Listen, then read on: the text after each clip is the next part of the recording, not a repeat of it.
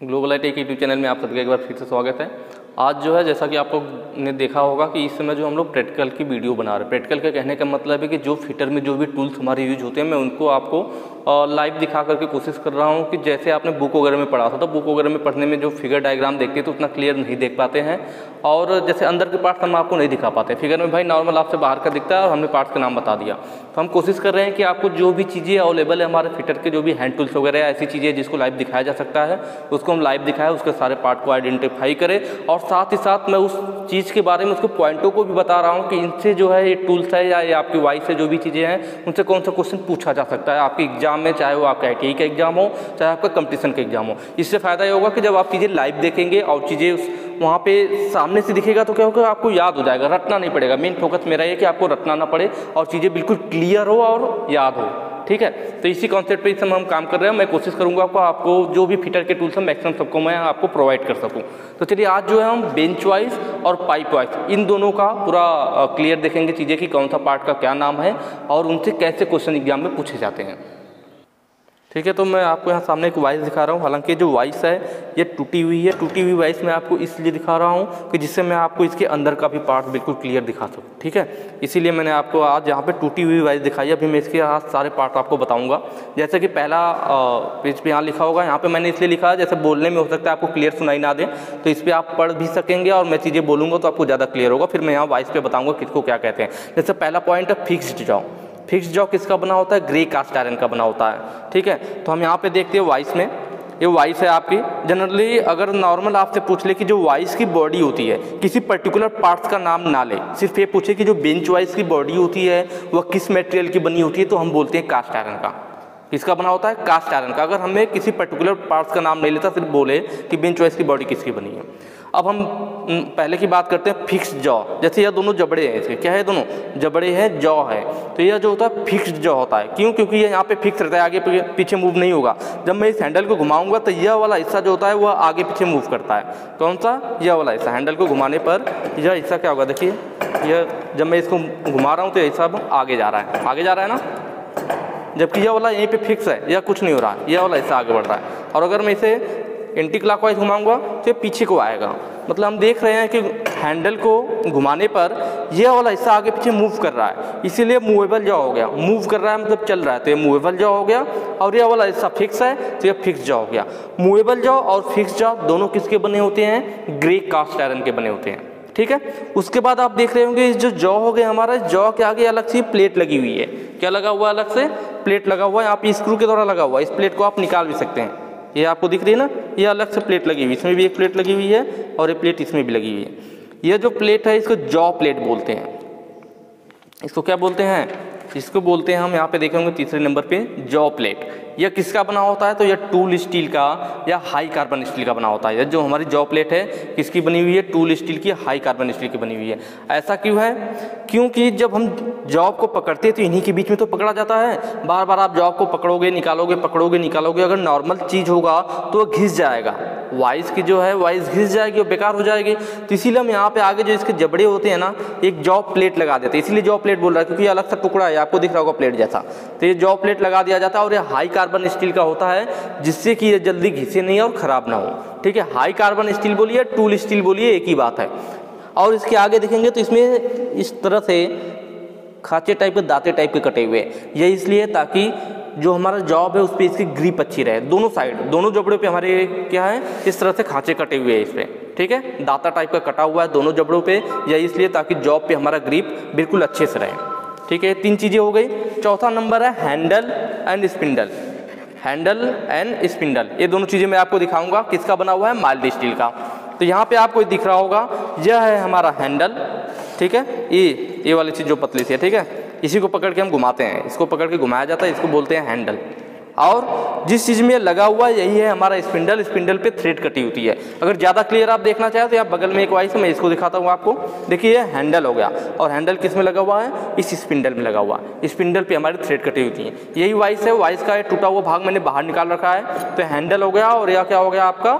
यह हो गया स्पिंडल। हैंडल और स्पिंडल दोनों किसके बने हुए हैं? माइल्ड स्टील के बने हुए हैं। दोनों माइल्ड स्टील के बने हुए हैं।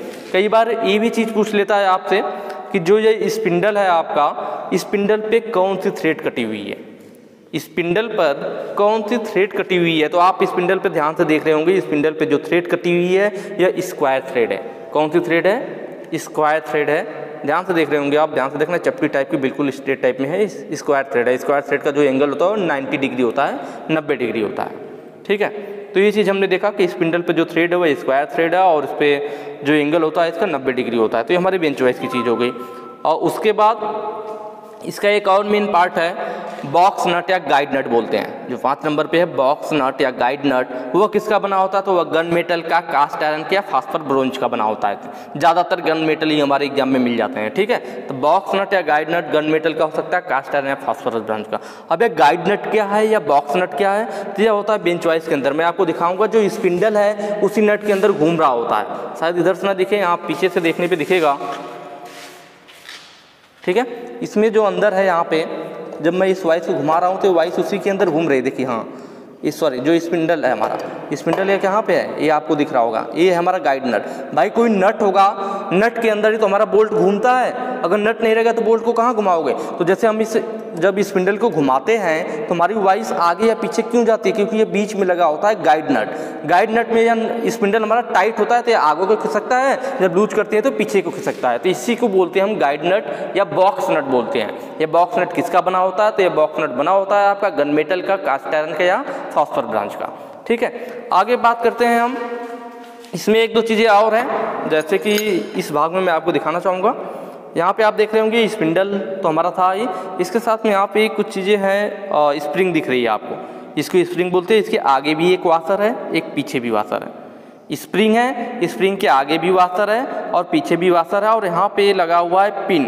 तो ये पिन देख रहे हैं, इसमें जो पिन लगा हुआ है, इस वाइस में जो दिया हुआ है, या पिन स्प्लिट पिन इसने लगाया हुआ है। लेकिन जब आपके एग्जाम में आता है, ध्यान रखना इस बात को, इस वाइस में तो इन्होंने स्प्लिट पिन लगाया हुआ है, बट जब आपके एग्जाम में आता है, जब पूछता है, तो हम सही करते हैं क्वार्टर पिन को।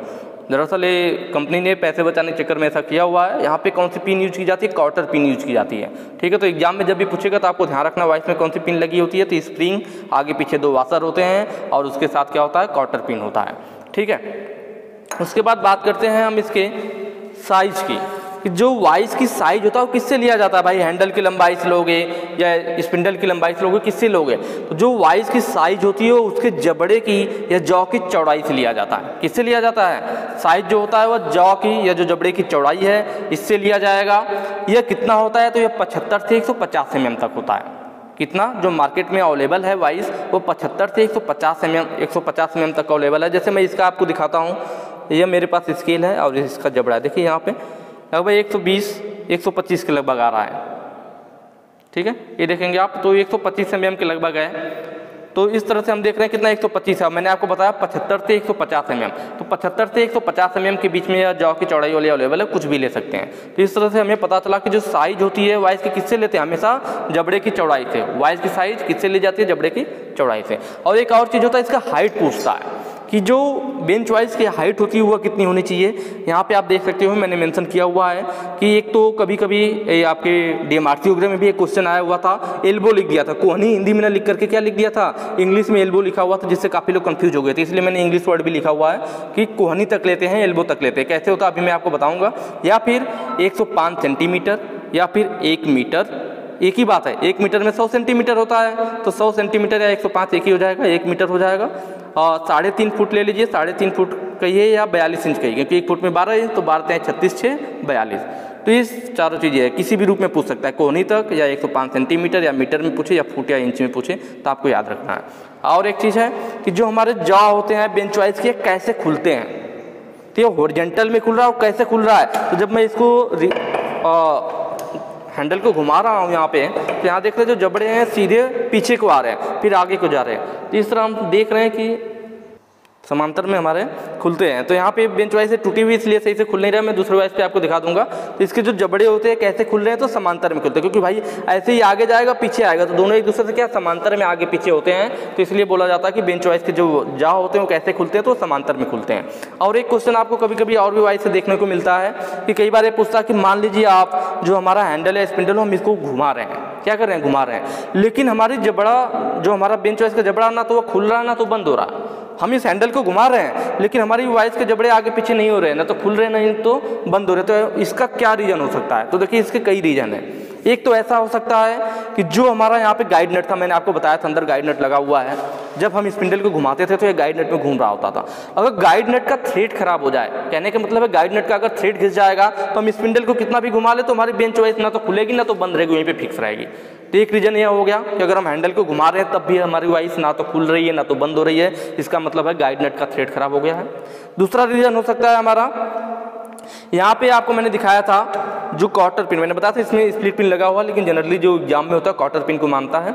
तो कॉर्टर पिन का टूटा होना, जो कॉर्टर पिन है अगर टूट जाएगी तो ये स्प्रिंग यहाँ से लूज हो जाएगी, इसका प्रेशर खत्म हो जाएगा।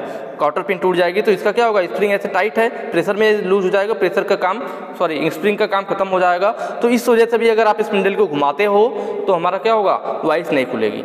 तीसरा रीज़न हो सकता है जो हमारा यह स्पिंडल है इसकी थ्रेड खराब हो या फिर स्पिंडल का जो स्क्रू हमारा स्पिंडल है यह टूट जाए।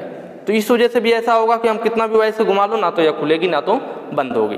तो यह इसके रीज़न है जिसकी वजह से हमारी बेंच वाइस को हम हैंडल को घुमा रहे हैं तब भी ना तो ओपन होती है ना तो क्लोज होती है। जैसा कि मैंने आपको बताया था कि जो इसके जबड़े होते हैं वो समांतर में खुलते हैं, तो वाइस टूटी हुई थी इसलिए उसमें नहीं दिख रहा था, इसलिए मैं आपको इस वाइस पे ले आया। जैसे देखिए मैं इसको जब खोल रहा हूँ तो इसके जबड़े देखिए कैसे बढ़ रहे हैं। ये मैं ओपन कर रहा हूँ, आपको दिख रहा होगा इसका जो जबड़ा है, जो जॉ है वह खुल रहा है। और कैसे खुल रहा है, इसके जस्ट पैरेलल में, समांतर में। मैं जब दो चीज़ें आपस में बिल्कुल सीधे ऐसे चलती है, ऐसे आती है तो समांतर बोला जाता है, पैरेलल बोला जाता है। देखें पैरेलल में खुल रहा है, और इसको बंद भी करूँगा तो पैरेलल में बंद होगा। तो ये चीज़ मैं बता रहा था कि जो बेंच वाइस के जबड़े होते हैं वो आपस में पैरेलल में खुलते हैं, समांतर में। और ये वाला हिस्सा मूव कर रहा है तो ये मूवेबल जो है, और ये फिक्स है तो फिक्स जो है, ठीक है। तो ये हमारा बेंच वाइस का हो गया। इसके बाद मैं आपको इसी वीडियो के साथ में पाइप वाइस का भी बता देता हूँ। अगला हमारा पाइप वाइस है, ठीक है। तो पाइप वाइस की भी जो बॉडी होती है, मैं आपको पाइप वाइस दिखाता हूँ। पाइप वाइस की जो बॉडी होती है वो किसका होता है, तो यह भी कास्ट आयरन का बना होता है। देखिए कास्ट आयरन का इसलिए कह रहे हैं कि जब भी किसी वाइस से जब ये जॉब पकड़ेंगे हम जॉब को, तो इस जो इसका बॉडी है इस पर क्या होगा, कंप्रेसिव फोर्स में इसको दबाएंगे तो दबाव पड़ेगा, तो कंप्रेसिव फोर्स इस वाइस के ऊपर भी कंप्रेसिव फोर्स पड़ेगा। और आपको मालूम होगा कि जो कास्ट आयरन होता है उसमें कंप्रेसिव फोर्स सहन करने की सबसे अच्छे गुण होते हैं। तो इसीलिए हम जहाँ पे भी कंप्रेसिव फोर्स लगता है उस चीज़ को कास्ट आयरन का बनाते हैं। इसीलिए जो हमारी ये वाइस वगैरह होती है, चाहे वह पाइप वाइस हो या नॉर्मल बेंच वाइस हो, उसकी बॉडी कास्ट आयरन की बनाई जाती है, क्योंकि जब हम जॉब को पकड़ते हैं तो उनमें दबाव फोर्स पड़ता है, कंप्रेसिव फोर्स पड़ता है, ठीक है। तो अब इसकी भी बॉडी कास्ट आयरन की बनी होगी। यह हो गया इसका हैंडल और यह हो गया स्पिंडल। हैंडल और स्पिंडल की बात करें तो इसका हैंडल और स्पिंडल भी माइल्ड स्टील का ही होगा। हैंडल और स्पिंडल किसका बना होगा, माइल्ड स्टील का होगा। और इसके स्पिंडल पे जो थ्रेड कटी हुई है यह भी थ्रेड स्क्वायर थ्रेड ही है, जो कि हमारी बेंच वाइस में थी। सेम थ्रेड इस पर कटी हुई, आप देख के भी लग रहा होगा आपको, आप देख रहे होंगे वीडियो में, आपने बेंच वाइस का भी थ्रेड देखा तो इसका भी थ्रेड दोनों सेम दिख रहा है, दोनों पे स्क्वायर थ्रेड कटी होती है, ठीक है। और इसमें एक इंपॉर्टेंट क्वेश्चन है जो कि कई बार एग्जाम में पूछा जाता है कि जो ये पाइप वाइस है हमारे जब किसी जॉब को पकड़ती है तो कितने पॉइंटों से पकड़ती है, कितने पॉइंटों से पकड़ती है। तो यहाँ आप देख रहे होंगे, अगर ध्यान से आप देखोगे तो एक पॉइंट इस साइड ये वाला जो दाता है, दाता टाइप का कटा हुआ वी ग्रूव है, और उसमें दाते कटे हुए, दाते इसलिए कटे हुए हैं जिससे कि ग्रिप बना रहे हैं, जॉब पे मजबूत पकड़ बनी रहे। तो एक दाता यहाँ संपर्क में आ रहा है, दूसरा दाता ऊपर यहाँ संपर्क में आ रहा है, दो ही दाता संपर्क में आ रहे हैं। अगर आप ठीक से देख रहे होंगे, यहाँ वीडियो में मैं दिखाने की कोशिश कर रहा हूँ, तो इन दोनों में जबकि हल्का हल्का गैप है, जो बीच वाला दाता आपको दिख रहा है ना, यही जबकि अच्छे से पकड़ बनाए हुए, इसमें भी थोड़ा सा गैप है, इसमें भी हल्का सा गैप है। ऐसे ही साइड जो ये बीच वाला दाता है यह बिल्कुल सही पकड़ा हुआ है। ऐसे नीचे भी है, नीचे भी देखेंगे आप तो नीचे वाले में भी सिर्फ ये दो ही पॉइंट से पकड़ रहा है, जो ये वाला दाता आपको यहाँ दिख रहा है नीचे की साइड, और एक इस साइड है। तो दो दाते नीचे की साइड पकड़ रहे हैं और दो दाते ऊपर की साइड। इसका मतलब टोटल कितने, दो 4 पॉइंट। इसका मतलब जो हमारा बेंच वाइस होता है वह जॉब को 4 पॉइंट से पकड़ता है। इसको ध्यान दीजिएगा, ये आपके क्वेश्चन वगैरह एग्जाम वगैरह में आता है, ठीक है। और इसके जबड़े की बात कर लेते हैं, मैं इसको निकालता हूँ बाहर। आपको ये जबड़ा दिख रहा होगा, इसका वी आकृति का बना हुआ है ना, तो आप कह सकते हैं कि जो पाइप वाइस होती है उसके जो जबड़े होती है उसमें वी खांचा कटा होता है, वी आकार का खांचा कटा होता है। और यह पूछता है कि इस जो वी खांचा है इसका एंगल कितना है, तो इनके बीच का जो एंगल होता है वो 90 डिग्री होता है, नीचे वाले का भी ऊपर वाले का। मतलब बेंच वाइस में जो जबड़े में खांचा कटा हुआ होता है वो वी आकार का खांचा होता है और उसका एंगल 90 डिग्री होता है। और सबसे इंपॉर्टेंट चीज़ किससे, इसका साइज किससे लिया जाता है। बेंच वाइस का साइज मैंने बताया था जबड़े की चौड़ाई से, जॉ की चौड़ाई से, लेकिन पाइप वाइस का साइज किससे लिया जाता है, तो पाइप वाइस का जो साइज होता है इसके जबड़े द्वारा पकड़े जा सकने वाले पाइप का अधिकतम व्यास, मतलब हमारा जो जॉब है, जो पाइप है, इसका मैक्सिमम व्यास, अधिकतम व्यास कितना इसमें पकड़ सकते हैं। तो पाइप वाइज के जबड़े द्वारा पकड़े जा सकने वाले पाइप का अधिकतम व्यास, मतलब किसी भी पाइप का अधिकतम व्यास कितना पकड़ सकते हैं इसमें, वही पाइप वाइज का साइज होता है। इस चीज़ को आप यहाँ देख सकते हैं, मैंने यहाँ पे लिखा हुआ भी था इसलिए आपको, जिससे कि आपको आसानी होगा, आप एक बार देख लेंगे। और ये जो PDF है ना, ये जो मैंने पॉइंट बना रखा है, सारे इंपॉर्टेंट पॉइंट है आपके एग्जाम के हिसाब से, चाहे आपके ITI का एग्जाम हो और या फिर आपका कंपटीशन का हो। इस PDF को मैं अपने टेलीग्राम चैनल पर दे दूंगा, और टेलीग्राम चैनल का जो लिंक है मैं डिस्क्रिप्शन में दे दूंगा। आप वहाँ से जो है टेलीग्राम चैनल को ज्वाइन कीजिए और वहाँ पर इस PDF को, इस पेपर को जो लिखा हुआ पॉइंट है, इसको आप आसानी से डाउनलोड कर सकते हैं। और एक चीज़ और मैं बताना चाहूँगा कि जो भी आप वीडियो देख रहे हैं, सिर्फ आपको देखना नहीं है, इसको समझना है, प्लस जो भी पॉइंट मैं बताता हूँ इसको एक अपना अलग से नोट्स बनाइए, कॉपी बनाइए और उस पर नोट करते हुए चलिए, आपको आगे एग्जाम में बहुत ही बेनिफिट इससे मिलेगा। ठीक है, तो आज की वीडियो में इतना ही। नेक्स्ट वीडियो में जल्दी मिलेंगे फिर किसी अलग टूल के साथ, किसी और टॉपिक के साथ। Thank you.